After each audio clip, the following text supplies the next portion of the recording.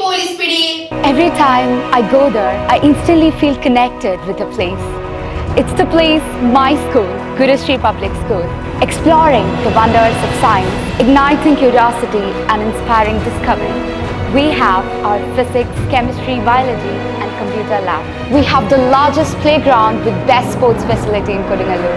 Join us in building a brighter future. Guru Sri Public School, Pullot, Kodungalur. Paravur തുരുത്തിപ്പുറത്ത് 24-കാരിയായ യുവതിയെ ആൺസുഹൃത്ത് കുത്തിക്കൊലപ്പെടുത്തി. ആലുവ ചൂണ്ടി സ്വദേശിനി സുരമ്യാണ് കൊല്ലപ്പെട്ടത്. സംഭവത്തിൽ ആൺസുഹൃത്ത് ഷിബിനെ വടക്കേക്കര പോലീസ് കസ്റ്റഡിയിലെടുത്തു. ഇയാളുടെ 2 കൈകൾക്കും പരിക്കേറ്റിട്ടുണ്ട്.